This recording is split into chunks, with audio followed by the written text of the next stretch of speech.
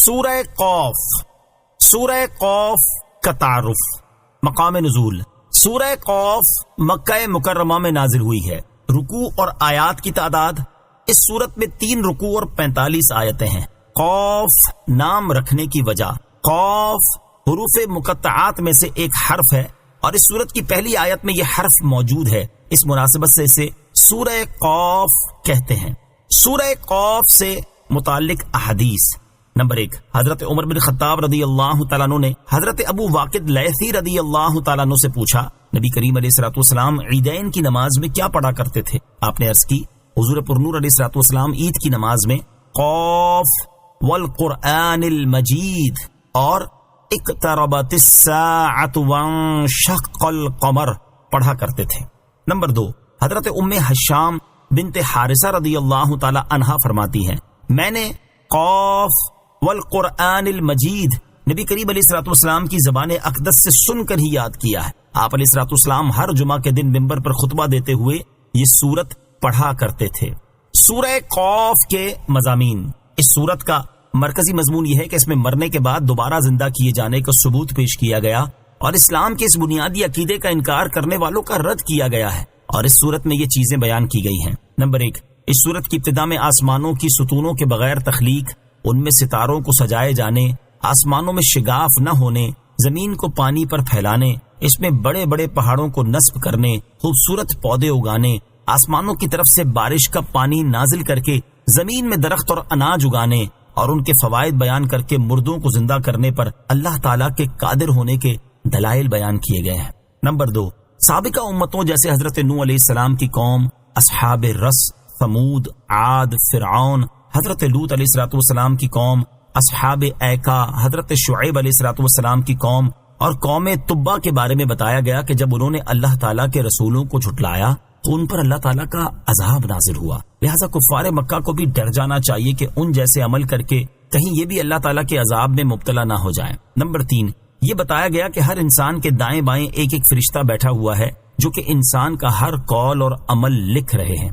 Number 4، موت کی سختیاں، حشر اور حساب کی ہولناکیاں بیان کی گئیں. نمبر 5، متقی لوگوں کا وصف اور ان کی جزا بیان کی گئی اور یہ بتایا گیا کہ سابقہ امتوں کی ہلاکت سے عبرت اور نصیحت وہ حاصل کرتا ہے جو حق قبول کرنے والا دل رکھتا ہو یا کان لگا کر اور دل سے حاضر ہو کر قرآن کی نصیحتیں سنتا ہو. بسم اللہ الرحمن الرحیم. ترجمہ، اللہ کے نام سے شروع جو نہایت مہربان رحمت والا ہے. قاف والقرآن المجید بل عجبوا ان جاءهم منذر منهم فقال الكافرون هذا شيء عجیب. ترجمہ، قاف عزت والے قرآن کی قسم، بلکہ انہیں اس بات پر تعجب ہوا کہ ان کے پاس انہی میں سے ایک ڈر سنانے والا تشریف لایا تو کافر کہنے لگے یہ تو عجیب بات ہے. قاف یہ حروف مقطعات میں سے ایک حرف ہے، اس کی مراد اللہ تعالیٰ ہی بہتر جانتا ہے. والقرآن المجید عزت والے قرآن کی قسم. اس آیت اور اس کے بعد والی آیت کا خلاصہ یہ ہے کہ عزت والے قرآن کی قسم. ہم جانتے ہیں کہ محمد مصطفیٰ صلی اللہ تعالیٰ علیہ وآلہ وسلم پر کفار مکہ ایمان نہیں لائے، بلکہ انہیں اس بات پر تعجب ہوا کہ ان کے پاس انہی میں سے ایک ڈر سنانے والا تشریف لایا جس کی عدالت و امانت اور صدق و راست بازی کو وہ خوب جانتے ہیں، اور یہ بھی جانتے ہیں کہ ایسی صفات کا حامل شخص سچا نصیحت کرنے والا ہوتا ہے. اس کے باوجود ان لوگوں کا سرکار دو عالم صلی اللہ تعالیٰ علیہ وآلہ وسلم کی نبوت اور آپ علیہ الصلوۃ والسلام کے ڈر سنانے سے تعجب و انکار کرنا قابل حیرت ہے. قرآن مجید عزت والا ہے. اس آیت میں قرآن مجید کو عزت والا فرمایا گیا. یہ دنیا میں بھی عزت والا ہے کہ تمام کلاموں پر فائق ہے، اور آخرت میں بھی عزت والا کہ اپنے ماننے والے کی شفاعت فرمائے گا اور اس کی شفاعت اللہ تعالیٰ قبول بھی فرمائے گا. اَإِذَا مِتْنَا وَكُنَّا تُرَابًا ذَلِكَ رَجْعٌ بَعِيدٌ قَدْ عَلِمْنَا مَا تَنقُصُ الْأَرْضُ مِنْهُمْ وَعِندَنَا كِتَابٌ حَفِيظٌ. ترجمہ، کیا جب ہم مر جائیں اور مٹی ہو جائیں گے تو اس کے بعد پھر زندہ کیے جائیں گے؟ یہ پلٹنا دور ہے ہم جانتے ہیں کہ جو کچھ زمین ان سے گھٹاتی ہے اور ہمارے پاس ایک یاد رکھنے والی کتاب ہے. اَإِذَا مِتْنَا وَكُنَّا تُرَابًا، کیا جب ہم مر جائیں اور مٹی ہو جائیں گے؟ اس آیت اور اس کے بعد والی آیت کا خلاصہ یہ ہے کہ کفار مکہ نے مرنے کے بعد دوبارہ زندہ کیے جانے پر بھی تعجب کیا اور کہا مرنے کے بعد جب ہمارے جسم کے اجزاء زمین میں بکھر جائیں گے اور ہم بوسیدہ ہو کر مٹی ہو جائیں گے تو پھر کیسے ممکن ہے کہ جیسا ابھی ہمارا جسم ہے اور جس طرح ابھی ہم زندہ ہیں دوبارہ اسی طرح ہمارا جسم بن جائے اور ہم پھر سے زندہ ہو جائیں؟ اس کا واقع ہونا عقلی طور پر بعید ہے اور ایسا ہوتا کبھی دیکھا نہیں گیا. کفار مکہ کی اس بات کا رد کرتے اور انہیں جواب دیتے ہوئے اللہ تعالیٰ ارشاد فرماتا ہے ان کے جسم کے جو حصے گوشت، خون اور ہڈیاں وغیرہ زمین کھا جاتی ہے ان میں سے کوئی چیز ہم سے چھپی نہیں، بلکہ ہم ان کے بدن کے ہر حصے کے بارے میں جانتے ہیں کہ وہ بکھر کر کہاں گیا اور کس چیز میں مل گیا. اور اس کے ساتھ ساتھ ہمارے پاس ایک یاد رکھنے والی کتاب لوح محفوظ ہے جس میں ان کے اسماء، اعداد اور جو کچھ ان کے جسم میں سے زمین نے کھایا سب درج لکھا ہوا اور محفوظ ہے. جب ہمارے علم کا یہ حال ہے اور ہم انہیں ویسے ہی زندہ کرنے پر قادر بھی ہیں جیسے پہلے تھے تو پھر انہیں پہلے کی طرح دوبارہ زندہ کر دیا جانا عقل سے کیسے دور ہے؟ انسان کا جسم مرنے کے بعد مٹی ہو جائے گا. اس آیت سے معلوم ہوا کہ مرنے کے بعد انسان کا جسم مٹی ہو جائے گا. اس سلسلے میں یاد رہے کہ انسان کبھی خاک نہیں ہوتا بلکہ اس کا بدن خاک ہو جاتا ہے، اور وہ بھی سارا بدن نہیں ہوتا بلکہ اس کے کچھ باریک اصلی اجزاء جنہیں عجب الزم کہتے ہیں وہ جلتے اور گلتے نہیں بلکہ ہمیشہ باقی رہتے ہیں، اور قیامت کے دن انہی اجزاء پر جسم کو دوبارہ بنایا جائے گا.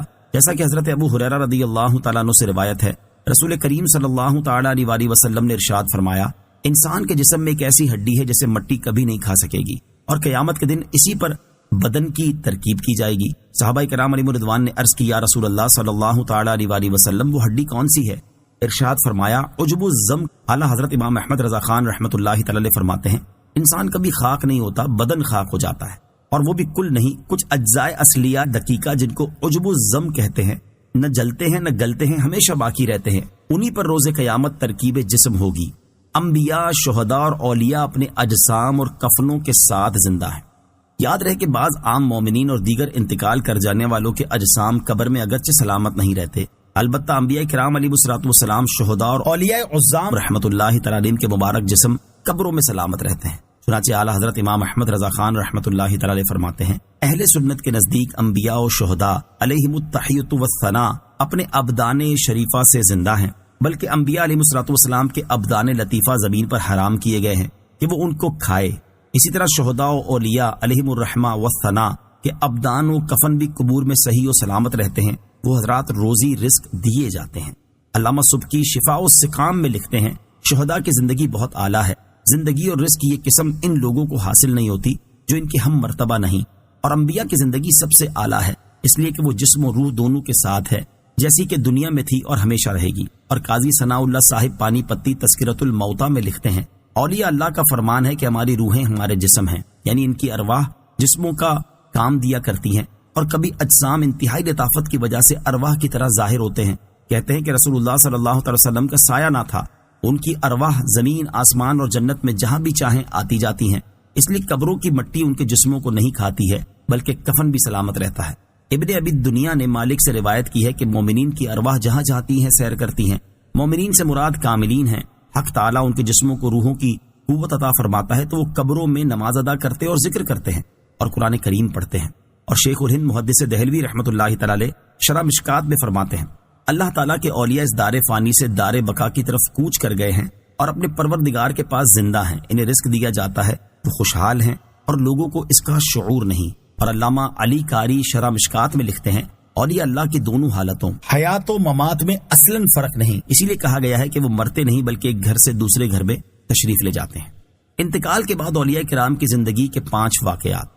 علامہ جلال الدین سیوطی رحمۃ اللہ تعالی نے شرح الصدور میں انتقال کے بعد اولیاء کرام رحمۃ اللہ تعالی علیہم کے بارے میں چند مستند روایات لکھی ہیں، اور اعلیٰ حضرت امام احمد رضا خان رحمۃ اللہ تعالی نے انہیں فتاوی رضویہ میں بھی نقل فرمایا ہے. ان میں سے 5 روایات سماعت کیجیے. نمبر 1، مشہور ولی حضرت ابو سعید خراز رحمۃ اللہ تعالی فرماتے ہیں میں مکہ معظمہ میں تھا، باب بنی شیبہ پر ایک جوان مردہ پڑا پایا. جب میں نے اس کی طرف نظر ڈالی تو مجھے دیکھ کر مسکرایا اور کہا اے ابو سعید کیا تم نہیں جانتے کہ اللہ تعالیٰ کے پیارے زندہ ہیں، اگرچہ مر جائیں وہ تو یہی ایک گھر سے دوسرے گھر میں منتقل کیے جاتے ہیں.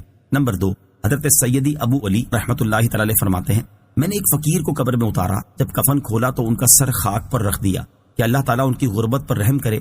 فقیر نے آنکھیں کھول دی اور مجھ سے فرمایا، اے ابو علی، تم مجھے اس کے سامنے ذلیل کرتے ہو جو میرے ناز اٹھاتا ہے۔ میں نے عرض کی، اے میرے سردار، کیا موت کے بعد زندگی ہے؟ آپ نے فرمایا، میں زندہ ہوں اور خدا کا ہر پیارا زندہ ہے، بے شک وہ وجاہت و عزت جو مجھے قیامت کے دن ملے گی، اس سے میں تیری مدد کروں گا۔ نمبر 3، حضرت ابراہیم بن شیبان رحمۃ اللہ تعالی فرماتے ہیں، میرا ایک جوان مرید فوت ہو گیا تو مجھے سخت صدمہ ہوا۔ جب میں اسے غسل دینے کے لیے بیٹھا تو گھبراہٹ میں بائیں طرف سے ابتدا کی۔ اس جوان مرید نے وہ کروٹ ہٹا کر اپنی دائیں کروٹ میری طرف کر دی۔ میں نے کہا، اے بیٹا، تو سچا ہے، مجھ سے غلطی ہوئی۔ نمبر 4، حضرت ابو یعقوب سوسی رحمۃ اللہ تعالی فرماتے ہیں، میں نے ایک مرید کو نہلانے کے لیے تختے پر لٹایا تو اس نے میرا انگوٹھا پکڑ لیا۔ میں نے اس سے کہا، اے بیٹے، میرا ہاتھ چھوڑ دے، بے شک میں جانتا ہوں کہ تو مردہ نہیں، یہ تو صرف مکان بدلنا ہے، اس لیے میرا ہاتھ چھوڑ دے۔ نمبر 5، حضرت ابو یعقوب سوسی رحمۃ اللہ تعالی فرماتے ہیں، مکہ معظمہ میں ایک مرید نے مجھ سے کہا، اے میرے پیر و مرشد، میں کل ظہر کے وقت مر جاؤں گا، حضرت ایک اشرفی لیں، آدھی میں میرا دفن اور آدھی میں میرا کفن کریں۔ جب دوسرا دن ہوا اور ظہر کا وقت آیا تو مذکورہ مرید نے آ کر طواف کیا، پھر کعبے سے ہٹ کر لیٹا اور انتقال کر گیا۔ جب میں نے اسے قبر میں اتارا تو اس نے آنکھیں کھول دی۔ میں نے کہا، کیا موت کے بعد زندگی ہے؟ اس نے کہا، میں زندہ ہوں اور اللہ تعالیٰ کا ہر دوست زندہ ہے۔ لوح محفوظ اللہ تعالیٰ کے علم کے لیے نہیں۔ آیت نمبر 3 کے آخر میں بیان ہوا کہ اللہ تعالیٰ کے پاس ایک یاد رکھنے والی کتاب ہے۔ اس کتاب سے لوح محفوظ مراد ہے، اور یاد رہے کہ لوح محفوظ اللہ تعالیٰ کے علم کے لیے نہیں ہے، کیونکہ لوح محفوظ میں تو سب کچھ خود اللہ تعالیٰ عز و جل کے علم سے ہے، لہٰذا لوح محفوظ خاص بندوں کو علم دینے کے لیے ہے۔ لہٰذا جن فرشتوں کے پاس یا جن انبیاء کرام علیہ الصلوۃ والسلام اور اولیاء عظام رحمۃ اللہ تعالی علیہم کے علم میں وہ کتاب ہے، انہیں سب باتوں کی خبر ہے۔ بل كذبوا بالحق لما جاءهم فهم في امر مريج۔ ترجمہ، بلکہ انہوں نے حق کو جھٹلایا جب وہ ان کے پاس آیا تو وہ ایک ایسی بات میں ہیں جسے قرار نہیں۔ بل کذبوا بالحق، بلکہ انہوں نے حق کو جھٹلایا۔ اس آیت میں حق سے مراد نبوت ہے، جس کے ساتھ روشن معجزات ہیں، یا اس سے مراد قرآن مجید ہے۔ اور آیت کا خلاصہ یہ ہے کہ کفار مکہ نے صرف تعجب ہی نہیں کیا بلکہ اس سے کہیں زیادہ خطرناک کام بھی کیا کہ جب ان کے پاس حق آیا تو انہوں نے سوچے سمجھے بغیر اسے جھٹلا دیا، اور وہ نبی کریم علیہ الصلوۃ والسلام اور قرآن مجید سے متعلق ایک ایسی بات میں پڑے ہوئے ہیں جسے قرار نہیں، اور وہ یہ ہے کہ کبھی نبی اکرم علیہ الصلوۃ والسلام کو شاعر، کبھی جادوگر اور کبھی کاہن کہتے ہیں۔ اسی طرح قرآن پاک کو کبھی شعر، کبھی جادو اور کبھی کہانت کہتے ہیں، کسی ایک بات پر قائم نہیں رہتے۔ افلم ينظروا الى السماء فوقهم كيف بنيناها وزيناها وما لها من فروج۔ ترجمہ، تو کیا انہوں نے اپنے اوپر آسمان کو نہ دیکھا؟ ہم نے اسے کیسے بنایا اور سجایا اور اس میں کہیں کوئی شگاف نہیں۔ افلم ينظروا الى السماء فوقهم، تو کیا انہوں نے اپنے اوپر آسمان کو نہ دیکھا؟ اس آیت سے مرنے کے بعد دوبارہ زندہ کرنے پر اللہ تعالیٰ کے قادر ہونے کے بارے میں دلائل دیے جا رہے ہیں۔ چنانچہ اس آیت کا خلاصہ یہ ہے کہ جب کافروں نے مرنے کے بعد دوبارہ زندہ کیے جانے کا انکار کیا تو اس وقت کیا انہوں نے اپنے اوپر آسمان کو نہ دیکھا جس کی تخلیق میں ہماری قدرت کے آثار نمایاں ہیں، تاکہ وہ اس بات میں غور کرتے کہ ہم نے اسے کیسے اونچا اور بڑا بنایا اور ستونوں کے بغیر بلند کیا اور اسے روشن ستاروں سے سجایا، اور اس میں کہیں کوئی شگاف نہیں، کہیں کوئی عیب اور کمی نہیں۔ تو جب رب تعالیٰ اتنے بڑے آسمان کو بنا سکتا ہے اور ظاہری اسباب کے بغیر اسے بلند کر سکتا ہے اور اس میں ستاروں کو روشن کر سکتا ہے، اور اتنے طویل و عریض آسمان کو کسی شگاف اور نقص و عیب کے بغیر بنا سکتا ہے، وہی رب تعالیٰ مردوں کو دوبارہ زندہ کر دے تو اس میں کیا بعید ہے۔ وَالْأَرْضَ مَدَدْنَاهَا وَأَلْقَيْنَا فِيهَا رَوَاسِيَ وَأَنبَتْنَا فِيهَا مِن كُلِّ زَوْجٍ بَهِيجٍ تَبْصِرَةً وَذِكْرَى لِكُلِّ عَبْدٍ مُنِيبٍ۔ ترجمہ، اور زمین کو ہم نے پھیلایا اور اس میں مضبوط پہاڑ ڈالے اور اس میں ہر بار رونق جوڑا اگایا، ہر رجوع کرنے والے بندے کے لیے بصیرت اور نصیحت کے لیے۔ وَالْأَرْضَ مَدَدْنَاهَا، اور زمین کو ہم نے پھیلایا۔ اس آیت میں اللہ تعالیٰ کے قادر ہونے کی دوسری دلیل بیان کی جا رہی ہے۔ چنانچہ آیت کا خلاصہ یہ ہے کہ کیا ان کافروں نے زمین کی طرف نہیں دیکھا کہ ہم نے زمین کو پانی کی سطح پر اس طرح پھیلایا کہ پانی میں گھل کر فنا نہیں ہوتی، ورنہ مٹی پانی میں گھل جاتی ہے، اور زمین پر بڑے بڑے پہاڑ کھڑے کر دی ہیں تاکہ زمین قائم رہے، اور ان میں ہر سبزے، پھلوں اور پھولوں کے جوڑے اگائے جو دیکھنے میں خوبصورت لگتے ہیں۔ تو جو رب تعالیٰ زمین کو پیدا فرما سکتا، پہاڑوں کے ذریعے اسے قائم رکھ سکتا اور اس میں نشو و نما کی قوت پیدا کر سکتا ہے تو مردوں کو دوبارہ زندہ کر دینا اس کی قدرت سے کہاں بعید ہے. تبصرۃ و ذکریٰ، بصیرت اور نصیحت کے لیے، یعنی آسمان و زمین اور ان سے متعلق بیان کی گئی تمام چیزیں ہر اس بندے کے لیے بصیرت اور نصیحت حاصل کرنے کا ذریعہ ہیں جو اللہ تعالیٰ کی بنائی ہوئی انوکھی چیزوں اور خلقت کے عجائبات میں غور و فکر کر کے اس کی طرف رجوع کرنے والا ہو. وَنَزَّلْنَا مِنَ السَّمَاءِ مَاءً مُبَارَكًا فَأَنبَتْنَا بِهِ جَنَّاتٍ وَحَبَّ الْحَصِيدِ وَالنَّخْلَ بَاسِقَاتٍ لَهَا طَلْعٌ نَضِيدٌ رزقا للعباد وأحيينا به بلدة ميتا كذلك الخروج. ترجمہ، اور ہم نے آسمان سے برکت والا پانی اتارا تو اس سے باغات اور کاٹا جانے والا اناج اگایا اور کھجور کے لمبے درخت اگائے جن کے گچھے اوپر نیچے تہ لگے ہوئے ہیں بندوں کی روزی کے لیے، اور ہم نے اس سے مردہ شہر کو زندہ کیا.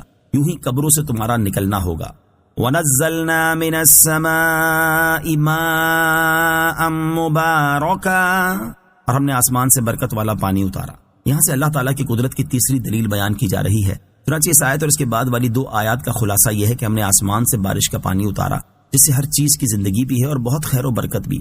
تو اس پانی سے باغ اگایا اور وہ اناج اگایا جسے ہر سال بویا اور کاٹا جاتا ہے، جیسے گندم اور جو وغیرہ، اور خاص طور پر کھجور کے لمبے درخت اگائے جن کے گچھے اوپر نیچے تہ لگے ہوئے ہیں. اور یہ چیزیں بندوں کی روزی کے لیے اگائی ہیں. اور ہم نے بارش کے پانی سے اس شہر کی سرزمین کو جس کے نباتات خشک ہو چکے تھے پھر سے سبزہ زار کر دیا. اور جس طرح ہم نے بنجر زمین کو سرسبز و شاداب کیا، اسی طرح قبروں سے تمہارا نکلنا ہوگا. تو اللہ تعالیٰ کی قدرت کے یہ آثار دیکھ کر مرنے کے بعد پھر زندہ ہونے کا کیوں انکار کرتے ہو؟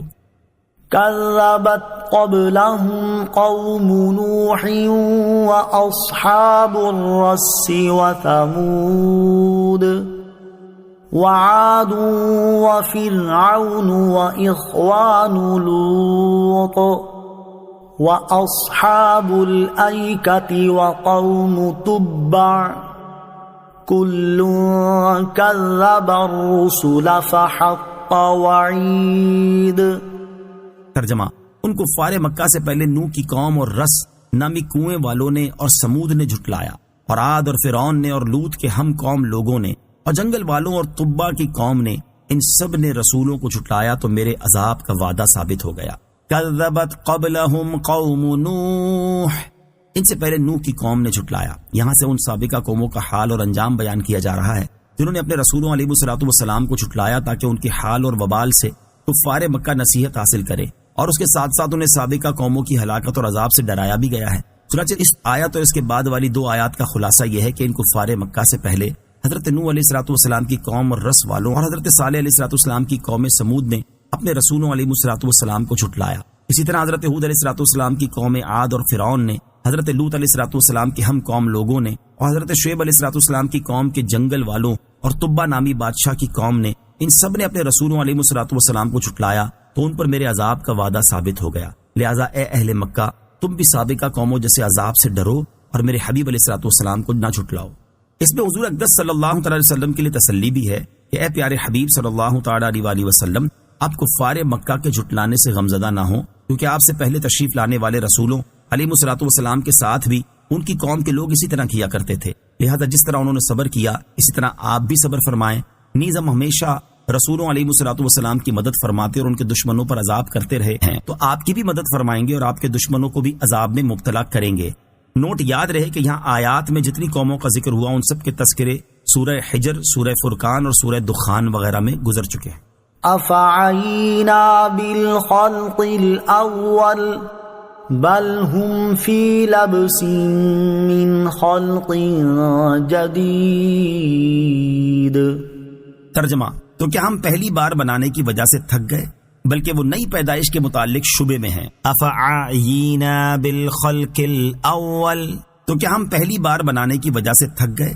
اس صورت کی ابتدا میں یہ بیان کیا گیا تھا کہ کفار مکہ مرنے کے بعد دوبارہ زندہ کیے جانے کا انکار کرتے ہیں، اور اب یہاں سے ان منکروں کے انکار کا جواب دیا جا رہا ہے کہ کیا ہم پہلی بار بنانے کی وجہ سے تھک گئے ہیں، جس کی وجہ سے دوبارہ پیدا کرنا ہمارے لیے دشوار ہے. ہم تھکے ہرگز نہیں، بلکہ وہ لوگ موت کے بعد پیدا کیے جانے سے متعلق شبے میں ہیں۔ کفار مکہ کی انتہائی جہالت۔ کفار مکہ اس بات کا اقرار کرتے تھے کہ مخلوق کو اللہ تعالیٰ نے پیدا کیا، اس کے باوجود وہ اس بات کو محال اور بعید سمجھتے ہیں کہ اللہ تعالیٰ مخلوق کو دوبارہ پیدا فرمائے گا۔ یہ ان کی کمال جہالت تھی، کیونکہ ایجاد کے مقابلے میں دوبارہ بنانا ظاہر نظر میں زیادہ آسان ہے، اور یہ لوگ ایجاد پر تو قدرت مان رہے ہیں اور اس سے زیادہ آسان پر قدرت کا انکار کر رہے ہیں۔ وَلَقَدْ خَلَقْنَا الْإِنسَانَ وَنَعْلَمُ مَا تُوَسْوِسُ بِهِ نَفْسُهُ وَنَحْنُ أَقْرَبُ إِلَيْهِ مِنْ حَبْلِ الْوَرِيدِ۔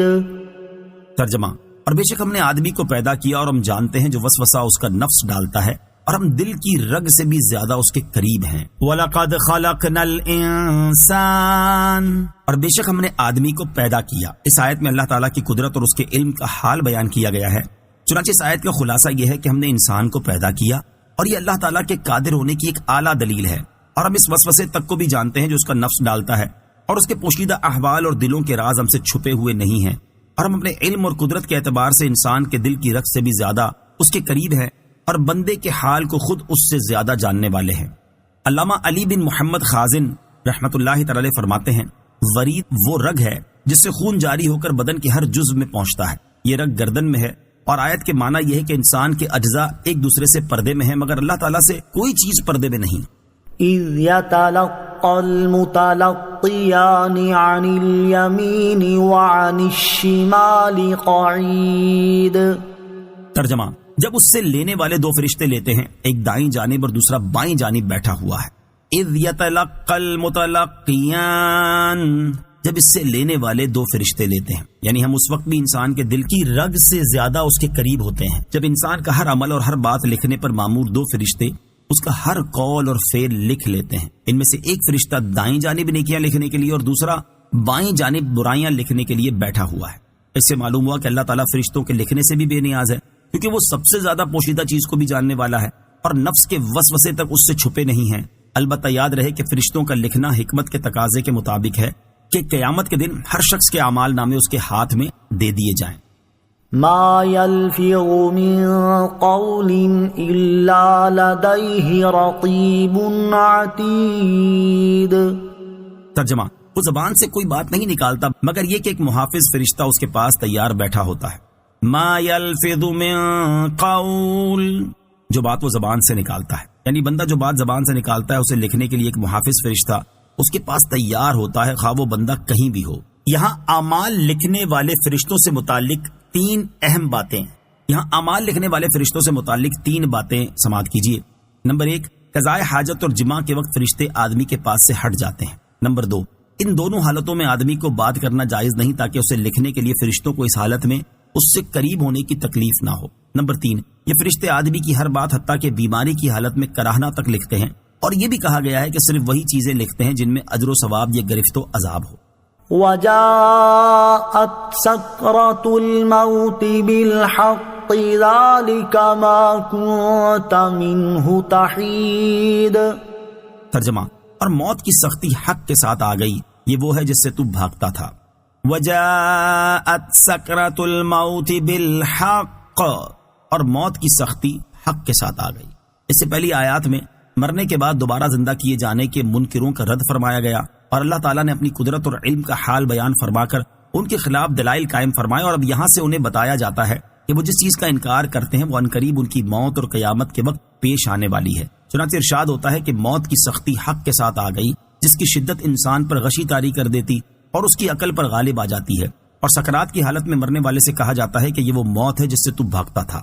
نوٹ، یہاں آیت میں موت کی سختی آنے کو ماضی کے صیغے کے ساتھ بیان فرما کر اس کا قریب ہونا ظاہر کیا گیا ہے، اور حق سے مراد حقیقی طور پر موت آنا ہے، یا اس سے مراد آخرت کا معاملہ ہے جس کا انسان خود معائنہ کرتا ہے، یا اس سے مراد انجام کار سعادت اور شقاوت ہے۔ نوٹ، یہاں اگرچہ بطور خاص مرنے کے بعد دوبارہ زندہ کیے جانے کا انکار کرنے والوں کا رد ہے، البتہ عمومی طور پر اس میں ہر مسلمان کے لیے بھی نصیحت ہے، کیونکہ اسے بھی موت ضرور آنی ہے اور اسے بھی نزا کی سختیوں کا سامنا ہوگا، لہذا اسے چاہیے کہ اپنی موت اور اس وقت کے حالات کو سامنے رکھے اور اپنی آخرت کو بہتر سے بہتر بنانے کی خوب کوشش کرے، اور کسی حال میں بھی اپنی موت سے غافل نہ ہو۔ نزا کی تکلیف کا حال، یہاں آیت میں موت کی سختی کا ذکر ہوا اس کے بارے میں امام محمد غزالی رحمۃ اللہ تعالی فرماتے ہیں، نزع اس تکلیف کا نام ہے جو صرف روح پر اترتی ہے اور تمام اعضاء کو گھیر لیتی ہے، حتیٰ کہ بدن میں روح کے جتنے اجزاء ہیں ان سب کو درد محسوس ہوتا ہے۔ اگر کسی شخص کو کانٹا چبھ جائے تو اس سے پہنچنے والا درد روح کے صرف اس جز کو پہنچتا ہے جو اس عضو سے ملا ہوا ہے جس میں کانٹا چبھتا ہے، اور اس کے مقابلے میں جلنے کا اثر زیادہ ہوتا ہے، کیونکہ آگ کے اجزاء بدن کے تمام اجزاء میں سرایت کر جاتے ہیں، جس کی وجہ سے جلنے والے عضو کا کوئی ظاہری اور باطنی جز آگ سے محفوظ نہیں رہتا۔ اس لیے گوشت کے تمام اجزاء میں پھیلے ہوئے روح کے اجزاء جلنے کی تکلیف کو محسوس کرتے ہیں، جبکہ زخم صرف اسی جگہ کو پہنچتا ہے جس تک کانٹا اور تلوار وغیرہ کا لوہا پہنچا، اس لیے جلنے کی تکلیف زیادہ اور زخم کی تکلیف کم ہوتی ہے۔ اور نزع کی تکلیف نفس روح پر حملہ آور ہوتی اور تمام اعضاء کو گھیر لیتی ہے، کیونکہ ہر رگ، ہر پٹھے، بدن کے ہر حصے، ہر چوٹ، ہر بال کی جڑ اور خال کے نیچے سے حتیٰ کہ سر کی چوٹی سے قدم تک ہر جگہ سے روح کو نکالا جاتا ہے۔ اس لیے تم اس کے کرب اور تکلیف کا حال نہ پوچھو، حتیٰ کہ بزرگوں نے فرمایا موت تلوار کی مار، آرے کے چیرنے اور کینچی کی کاٹ سے زیادہ سخت ہے، کیونکہ بدن کو تلوار سے کاٹا جائے تو صرف اس لیے تکلیف ہوتی ہے کہ بدن کا روح سے تعلق ہے، تو جب صرف روح ہی کو صدمہ پہنچے تو کس قدر تکلیف ہوگی۔ نیز جب کسی شخص کو مارا جاتا ہے تو وہ مدد بھی مانگ سکتا ہے اور چیخ بھی سکتا ہے، کیونکہ اس کے دل اور زبان میں طاقت موجود ہوتی ہے، لیکن مرنے والے کی آواز اور چیخ و پکار سخت تکلیف کی وجہ سے ختم ہو جاتی ہے، کیونکہ روح نکلنے کی بے انتہا تکلیف ہوتی ہے اور یہ دل پر سوار ہو کر پوری قوت کو ختم کر دیتی ہے۔ مرنے والے کے اعضاء کمزور پڑ جاتے ہیں اور اس میں مدد مانگنے کی طاقت باقی نہیں رہتی۔ یہ تکلیف عقل کو بھی ڈھانپ لیتی، اوسان خطا کر دیتی اور زبان کو بولنے سے روک دیتی ہے۔ موت کے وقت انسان چاہتا ہے کہ روئے، چلائے اور مدد مانگے، لیکن وہ ایسا نہیں کر سکتا، اور اگر کچھ قوت باقی رہتی بھی ہے تو روح نکلنے کے وقت اس کے حلق اور سینے سے غرغرے کی آواز سنائی دیتی ہے، اس کا رنگ بدل کر مٹیالہ ہو جاتا ہے، گویا اس سے وہی مٹی ظاہر ہوئی جس سے وہ بنا تھا، اور جو اس کی اصل فطرت ہے اس کی رگیں کھینچ لی جاتی ہیں، حتیٰ کہ آنکھوں کے ڈھیلے پلکوں کی طرف اٹھ جاتے ہیں، ہونٹ سکڑ جاتے ہیں، زبان اپنی جڑ کی طرف کھنچ جاتی ہے اور انگلیاں سبز ہو جاتی اور ٹھنڈی پڑ جاتی ہیں۔ تو ایسے بدن کا حال نہ پوچھو جس کی ہر رگ کھینچ لی گئی ہو۔ ذرا غور کرو کہ ایک رگ کھینچی جانے سے سخت تکلیف ہوتی ہے، تو اس وقت کیا حال ہوگا جب درد میں مبتلا روح کو بھی کھینچ لیا جائے، اور کسی ایک رگ سے نہیں بلکہ تمام رگوں سے اسے کھینچا جاتا ہے۔ پھر ایک ایک کر کے ہر عضو میں موت واقع ہوتی ہے، پہلے اس کے قدم ٹھنڈے پڑتے ہیں، پھر پنڈلیاں، اور پھر ڈرانے ٹھنڈی پڑ جاتی ہیں، اور ہر عضو میں نئی سختی اور شدت پیدا ہوتی ہے، حتیٰ کہ گلے تک نوبت پہنچتی ہے، اور اس وقت اس کی نظر دنیا اور دنیا والوں سے پھر جاتی ہے، اس پر توبہ کا دروازہ بند ہو جاتا ہے اور اسے حسرت و ندامت گھیر لیتی ہے۔ یا الہی، ہر جگہ تیری عطا کا ساتھ ہو، جب پڑے مشکل شہ مشکل کشا کا ساتھ ہو۔ یا الہی، بھول جاؤں نزع کی تکلیف کو، شادی دیدار حسن مصطفیٰ کا ساتھ ہو۔ مزید اشعار میں بھی موت سے غافل ہر انسان کے لیے بڑی عبرت ہے۔ چنانچہ ایک شاعر لکھتے ہیں، اجل نے نہ کسرا ہی چھوڑا نہ دارا، اسی سے سکندر صفاتے بھی ہارا، ہر ایک لے کے کیا کیا نہ حسرت سے دھارا، پڑا رہ گیا سب یوں ہی ٹھاٹ سارا، جگہ جی لگانے کی دنیا نہیں ہے، یہ عبرت کی جا ہے تماشا نہیں ہے۔ وہ ہے عیش و عشرت کا کوئی محل بھی، جہاں طاق میں ہر گھڑی ہو اجل بھی، بس اب اپنے اس جہل سے تو نکل بھی، یہ جینے کا انداز اپنا بدل بھی، جگہ جی لگانے کی دنیا نہیں ہے، یہ عبرت کی جا ہے تماشا نہیں ہے۔ موت سے فرار ممکن نہیں۔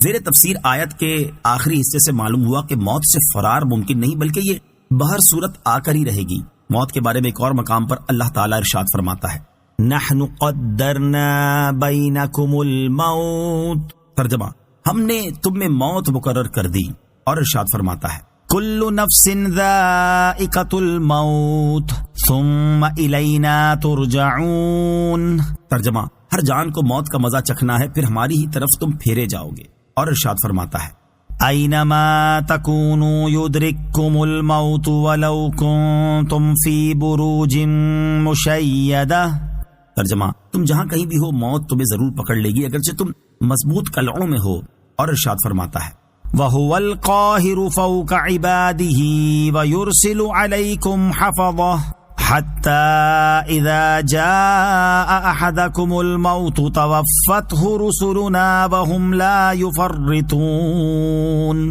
ترجمہ، اور وہی اپنے بندوں پر غالب ہے اور وہ تم پر نگہبان بھیجتا ہے، یہاں تک کہ جب تم میں کسی کو موت آتی ہے تو ہمارے فرشتے اس کی روح قبض کرتے ہیں اور وہ کوئی کوتاہی نہیں کرتے، اور ارشاد فرماتا ہے، قل ان الموت الذي تفرون منه فإنه ملاقيكم ثم تردون إلى عالم الغيب والشهادة فينبئكم بما كنتم تعملون۔ ترجمہ، تم فرماؤ بے شک وہ موت ہے جس سے تم بھاگتے ہو، وہ ضرور تمہیں ملنے والی ہے، پھر تم اس کی طرف پھیرے جاؤ گے جو ہر غیب اور ظاہر کا جاننے والا ہے، پھر وہ تمہیں تمہارے اعمال بتا دے گا۔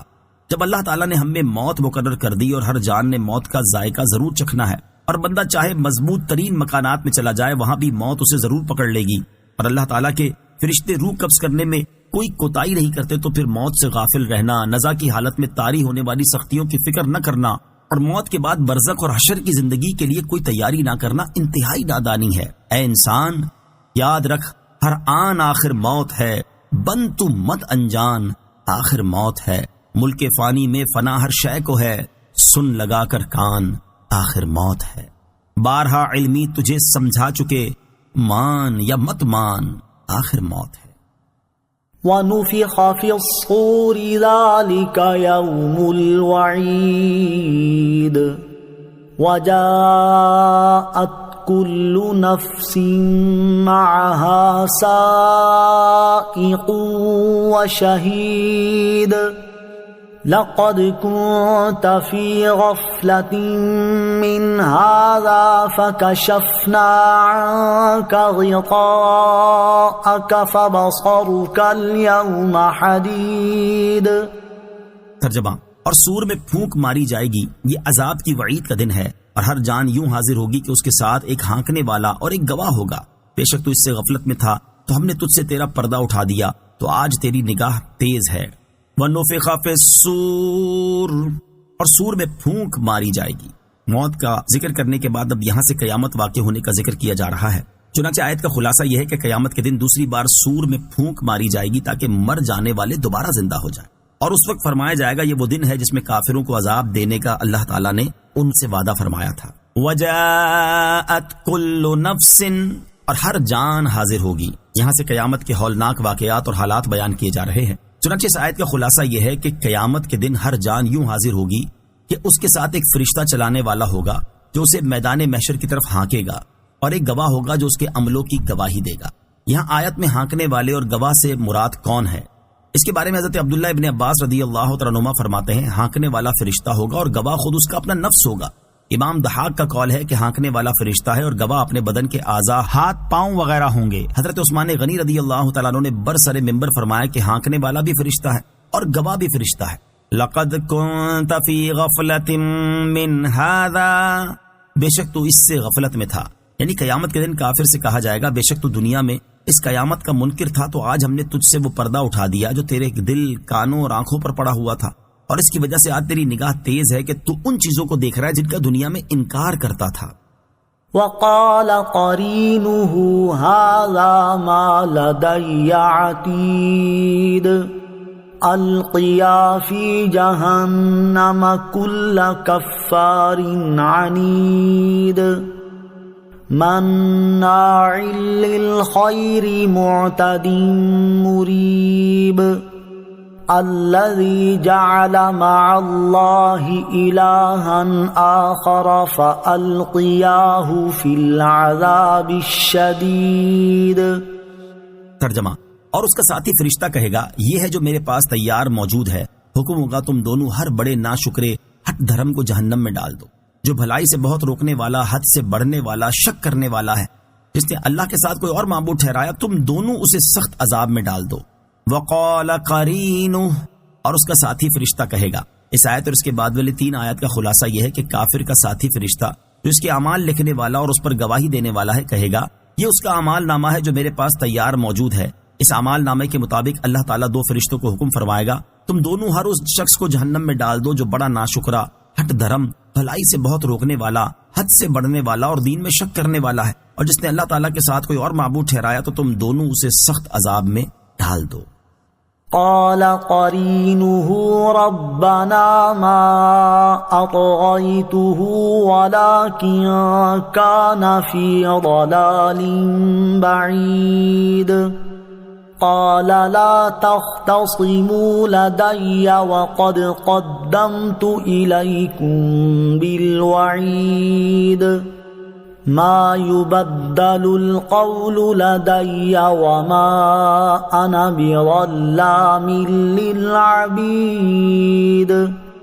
ترجمہ: اس کا ساتھی شیطان کہے گا، اے ہمارے رب، میں نے اسے سرکش نہیں بنایا تھا، ہاں یہ خود ہی دور کی گمراہی میں تھا.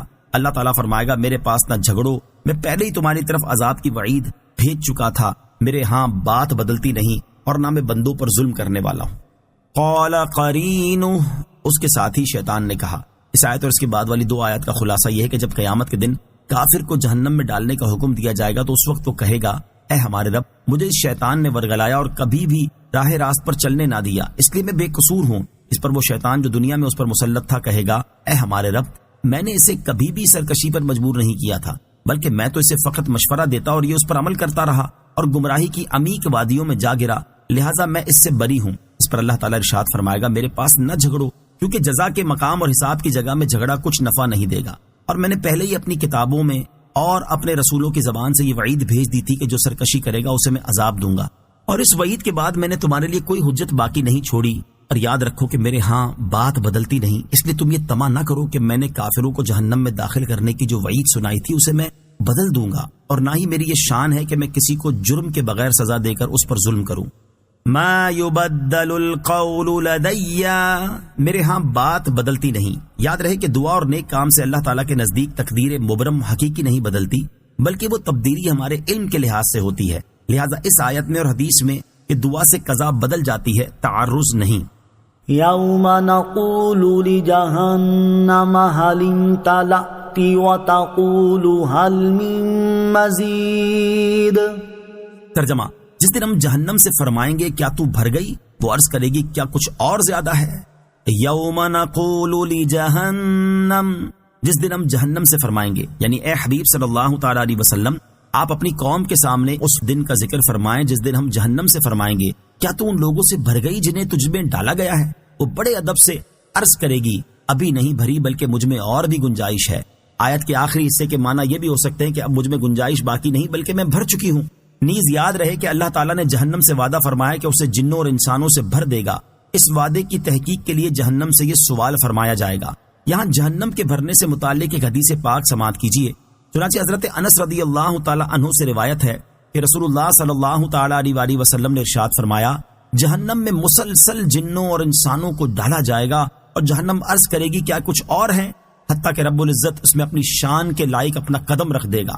پھر جہنم کا ایک حصہ دوسرے حصے سے مل جائے گا اور وہ عرض کرے گی بس بس تیری عزت اور تیرے کرم کی قسم، اور جنت میں مسلسل جگہ زیادہ رہے گی. پھر اللہ تعالیٰ ایک مخلوق پیدا فرمائے گا جسے جنت کے اضافی حصے میں رکھے گا. وَأُزْلِفَتِ الْجَنَّةُ لِلْمُتَّقِينَ غَيْرَ بَعِيدٍ. ترجمہ: اور جنت پرہیزگاروں کے قریب لائی جائے گی، ان سے دور نہ ہوگی. وَأُزْلِفَتِ الْجَنَّةُ لِلْمُتَّقِينَ غَيْرَ بَعِيدٍ، اور جنت پرہیزگاروں کے قریب لائی جائے گی، ان سے دور نہ ہوگی. کافروں کا حال بیان کرنے کے بعد اب مومنین کا حال بیان کیا جا رہا ہے. چنانچہ اس آیت کا خلاصہ یہ ہے کہ قیامت کے دن جنت ان لوگوں کے قریب لائی جائے گی جو دنیا میں کفر اور گناہوں سے بچتے رہے، اور جنت ان سے دور نہ ہوگی بلکہ وہ جنت میں داخل ہونے سے پہلے اس کی طرف دیکھ رہے ہوں گے. هذا ما توعدون لكل اواب حفیظ. ترجمہ: کہا جائے گا یہ ہے وہ جنت جس کا تم سے وعدہ کیا جاتا رہا ہر رجوع کرنے والے، حفاظت کرنے والے کے لیے. هذا ما توعدون، یہ وہ ہے جس کا تم سے وعدہ کیا جاتا رہا. جب جنت قریب لائی جائے گی تو متقی لوگوں سے کہا جائے گا یہ وہ جنت ہے جس کا رسولوں کے ذریعے دنیا میں تم سے وعدہ کیا جاتا، اور یہ وعدہ ہر اس شخص کے لیے ہے جو رجوع کرنے والا اور حفاظت کرنے والا ہے. آیت میں رجوع کرنے والے سے مراد کون ہے، اس کے بارے میں مفسرین کے مختلف اقوال ہیں. ان میں سے 3 قول سماعت کیجیے. نمبر 1، اس سے مراد وہ شخص ہے جو معصیت اور نافرمانی کو چھوڑ کر اطاعت اختیار کرے. نمبر 2، حضرت سعید بن مسیب رضی اللہ تعالیٰ عنہ فرماتے ہیں اواب وہ ہے جو گناہ کرے پھر توبہ کرے، پھر اس سے گناہ صادر ہو پھر توبہ کرے. نمبر 3، اس سے مراد وہ شخص ہے جو تنہائی میں اپنے گناہوں کو یاد کر کے ان سے مغفرت طلب کرے. اسی طرح حفاظت کرنے والے سے کون مراد ہے، اس کے بارے میں بھی مفسرین کے مختلف اقوال ہیں. ان میں سے 4 اقوال یہ ہیں. نمبر 1، اس سے مراد وہ شخص ہے جو اللہ تعالیٰ کے حکم کا لحاظ کرے. نمبر 2، حضرت عبداللہ ابن عباس رضی اللہ تعالیٰ عنہما فرماتے ہیں اس سے مراد وہ شخص ہے جو اپنے آپ کو گناہوں سے محفوظ رکھے اور ان سے استغفار کرے۔ نمبر 3، اس سے مراد وہ شخص ہے جو اللہ تعالیٰ کی امانتوں اور اس کے حقوق کی حفاظت کرے۔ نمبر 4، اس سے مراد وہ شخص ہے جو طاعات کا پابند ہو، خدا اور رسول کے حکم بجا لائے اور اپنے نفس کی نگہبانی کرے، یعنی ایک دم بھی یاد الہی سے غافل نہ ہو۔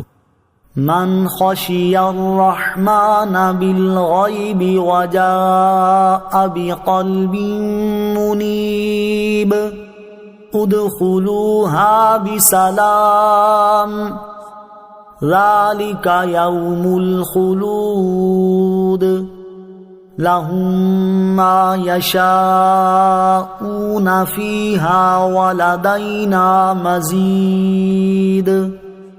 ترجمہ، جو رحمان سے بن دیکھے ڈرا اور رجوع کرنے والے دل کے ساتھ آیا، ان سے فرمایا جائے گا سلامتی کے ساتھ جنت میں داخل ہو جاؤ، یہ ہمیشہ رہنے کا دن ہے، ان کے لیے جنت میں وہ تمام چیزیں ہوں گی جو وہ چاہیں گے اور ہمارے پاس اس سے بھی زیادہ ہے۔ من خشی الرحمن بالغیب، جو رحمان سے بن دیکھے ڈرا۔ اس آیت اور اس کے بعد والی آیت کا خلاصہ یہ ہے کہ جو شخص اللہ تعالیٰ کے عذاب کو دیکھے بغیر اس سے ڈرتا اور اللہ تعالیٰ کی اطاعت کرتا ہے اور ایسے دل کے ساتھ آتا ہے جو اخلاص مند، اطاعت گزار اور صحیح العقیدہ ہو، ایسے لوگوں سے قیامت کے دن فرمایا جائے گا بے خوف و خطر، امن اور اطمینان کے ساتھ جنت میں داخل ہو جاؤ، نہ تمہیں عذاب ہوگا اور نہ تمہاری نعمتیں زائل ہوں گی، یہ جنت میں ہمیشہ رہنے کا دن ہے اور اب نہ فنا ہے نہ موت۔ اس سے معلوم ہوا کہ جنتی لوگوں کا بہت عزت و عظمت کے ساتھ جنت میں داخلہ ہوگا۔ وَلَدَيْنَا مَزِيدٌ، اور ہمارے پاس اس سے بھی زیادہ ہے، یعنی اہل جنت جو طلب کریں گے ہمارے پاس اس سے بھی زیادہ ہے۔ یہاں زیادہ سے مراد اللہ تعالیٰ کا دیدار اور اس کی تجلی ہے، جس سے وہ لوگ ہر جمعے کو دار کرامت میں نوازے جائیں گے۔ وَكَمْ أَهْلَكْنَا قَبْلَهُمْ مِنْ قَرْنٍ هُمْ أَشَدُّ مِنْهُمْ بَطْشًا فَنَقَّبُوا فِي الْبِلَادِ هَلْ مِنْ مَحِيصٍ۔ ترجمہ، اور ان سے پہلے ہم نے کتنی قوموں کو ہلاک فرما دیا، وہ گرفت میں ان سے زیادہ سخت تھی تو انہوں نے شہروں میں کوشش کی کہ کیا کوئی بھاگنے کی جگہ ہے۔ وَكَمْ أَهْلَكْنَا قَبْلَهُمْ مِنْ قَرْنٍ، اور ان سے پہلے ہم نے کتنی قوموں کو ہلاک فرما دیا۔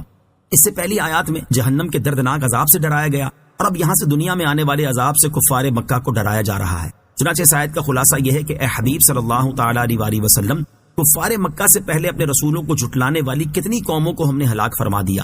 وہ لوگ ان کافروں سے زیادہ طاقتور اور زبردست تھے اور انہوں نے ہمارے عذاب سے بچنے کے لیے بہت سے شہروں میں پناہ تلاش کرنا چاہی، مگر کوئی ایسی جگہ نہ پائی جہاں ہمارے عذاب سے انہیں پناہ مل سکے۔ تو کفار مکہ کو چاہیے کہ سابقہ امتوں کے طرز عمل پر چلنے سے باز رہیں، ورنہ ان کا انجام بھی ان جیسا ہو سکتا ہے۔ ان فی ذلک لذکری لمن کان له قلب او القى السمع وهو شہید۔ ترجمہ، بے شک اس میں نصیحت ہے اس کے لیے جو دل رکھتا ہو یا کان لگائے اور وہ متوجہ ہو۔ ان فی ذلک لذکری، بے شک اس میں نصیحت ہے، یعنی اس صورت میں سابقہ امتوں کی ہلاکت وغیرہ کا جو بیان ہوا، اس میں بے شک اس شخص کے لیے نصیحت ہے جو حق قبول کرنے والا دل رکھتا ہو یا قرآن اور نصیحت کو توجہ سے سنے اور دل و دماغ سے متوجہ و حاضر ہو۔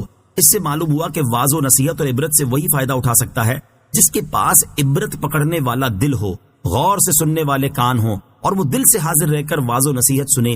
حضرت شبلی رحمت اللہ تعالی علیہ فرماتے ہیں کہ قرآن کی نصیحتوں سے فیض حاصل کرنے کے لیے دل ایسے حاضر ہونا چاہیے کہ اس میں پلک جھپکنے کی مقدار بھی غفلت نہ آئے۔ وَلَقَدْ خَلَقْنَا السَّمَاوَاتِ وَالْأَرْضَ وَمَا بَيْنَهُمَا فِي 6 أَيَّامٍ وَمَا مَسَّنَا مِن لُغُوبٍ۔ ترجمہ، اور بے شک ہم نے آسمانوں اور زمین کو اور جو کچھ ان کے درمیان ہے 6 دن میں بنایا اور ہمیں کوئی تھکاوٹ نہ ہوئی۔ وَلَقَدْ خَلَقْنَا السَّمَاوَاتِ وَالْأَرْضَ وَمَا بَيْنَهُمَا فِي 6 أَيَّامٍ، اور بے شک ہم نے آسمانوں اور زمین کو اور جو کچھ ان کے درمیان ہے 6 دن میں بنایا۔ شان نزول، مفسرین فرماتے ہیں کہ یہ آیت ان یہودیوں کے رد میں نازل ہوئی جو یہ کہتے تھے کہ اللہ تعالیٰ نے آسمان و زمین اور ان کے درمیان موجود کائنات کو 6 دن میں بنایا، جس میں سے پہلا دن اتوار اور آخری دن جمعہ ہے۔ پھر وہ معاذ اللہ تھک گیا اور ہفتے کے دن اس نے عرش پر لیٹ کر آرام کیا۔ اس آیت میں ان کا رد ہے کہ اللہ تعالیٰ تھکنے سے پاک ہے اور اس پر قادر ہے کہ ایک آن میں سارا عالم بنا دے، لیکن وہ چونکہ ہر چیز کو حکمت کے تقاضے کے مطابق ہستی عطا فرماتا ہے، اس لیے اس نے کائنات کو 6 دن میں تخلیق فرمایا۔ اس سے معلوم ہوا کہ کائنات کو 6 دن میں پیدا فرمانا کمزوری یا تھکن کی بنا پر نہ تھا، بلکہ اس آہستگی میں ہزارہا حکمتیں تھیں، اور بندوں کو تعلیم تھی کہ ہم قادر ہو کر جلدی نہیں کرتے، تم مجبور ہونے کے باوجود کیوں جلد بازی کرتے ہو؟ فاصبر على ما يقولون وسبح بحمد ربك قبل طلوع الشمس وقبل الغروب ومن الليل فسبحه وأدبار السجود۔ ترجمہ، تو ان کی باتوں پر صبر کرو اور سورج طلوع ہونے سے پہلے اور غروب ہونے سے پہلے اپنے رب کی تعریف کرتے ہوئے اس کی پاکی بیان کرو، اور رات کے کچھ حصے میں اس کی تسبیح کرو، اور نمازوں کے بعد فاصبر علی ما یقولون، تو ان کی باتوں پر صبر کرو۔ اس آیت اور اس کے بعد والی آیت کا خلاصہ یہ ہے کہ اللہ تعالیٰ کی شان میں یہودیوں کا یہ کلمہ سرکار دو عالم صلی اللہ تعالی علیہ وآلہ وسلم کو بہت ناگوار ہوا، اور شدید غضب کی وجہ سے چہرہ مبارک پر سرخی نمودار ہو گئی، تو اللہ تعالیٰ نے آپ کی تسکین فرمائی اور خطاب ہوا، اے پیارے حبیب صلی اللہ تعالی علیہ وسلم، ان یہودیوں کی باتوں پر صبر کریں، بے شک آپ کا رب ان کا قول سن رہا ہے اور وہ انہیں اس کی سزا دے گا۔ اور آپ سورج طلوع ہونے سے پہلے اور غروب ہونے سے پہلے یعنی فجر، ظہر اور عصر کے وقت اپنے رب کی تعریف کرتے ہوئے اس کی پاکی بیان کریں، اور رات کے کچھ حصے یعنی مغرب، عشاء اور تہجد کے وقت میں اس کی تسبیح کریں، اور نمازوں کے بعد بھی تسبیح کریں۔ نمازوں کے بعد تسبیح کی فضیلت، آیت کے آخر میں نمازوں کے بعد بھی تسبیح کرنے کا حکم فرمایا گیا، یہاں اس کی ایک فضیلت سماعت کیجیے۔ چنانچہ حضرت ابو ہریرہ رضی اللہ تعالیٰ عنہ سے روایت ہے، سرکار دو عالم صلی اللہ تعالی علیہ وآلہ وسلم نے ارشاد فرمایا، جو شخص ہر نماز کے بعد 33 مرتبہ سبحان اللہ، 33 مرتبہ الحمدللہ، 33 مرتبہ اللہ اکبر اور 1 مرتبہ لا الہ الا اللہ وحدہ لا شریک لہ، لہ الملک ولہ الحمد وہو علی کل شیء قدیر پڑھے، اس کے گناہ بخشے جائیں گے، خواہ وہ سمندر کی جھاگ کے برابر یعنی بہت ہی کثیر ہوں۔ واستمع يوم ينادي المناد من مكان قريب يوم يسمعون الصيحة بالحق ذلك يوم الخروج إنا نحن نحيي ونميت وإلينا المصير۔ ترجمہ، اور کان لگا کر سنو جس دن ایک قریب کی جگہ سے پکارنے والا پکارے گا، جس دن لوگ حق کے ساتھ ایک چیخ سنیں گے، یہ قبروں سے باہر آنے کا دن ہوگا، بے شک ہم زندگی دیتے ہیں اور ہم موت دیتے ہیں اور ہماری طرف ہی پھرنا ہے۔ وَاسْتَمِعْ يَوْمَ يُنَادِ الْمُنَادِ، اور کان لگا کر سنو جس دن پکارنے والا پکارے گا۔ یہاں سے قیامت کے احوال بیان کیے جا رہے ہیں۔ چنانچہ اس آیت کا خلاصہ یہ ہے کہ اے مخاطب، میں قیامت کے جو احوال تمہارے سامنے بیان فرما رہا ہوں اسے غور سے سنو۔ جس دن ایک قریب کی جگہ سے پکارنے والا پکارے گا، اس آیت میں قریب کی جگہ سے بیت المقدس کا صخرہ مراد ہے، جو آسمان کی طرف زمین کا سب سے قریبی مقام ہے۔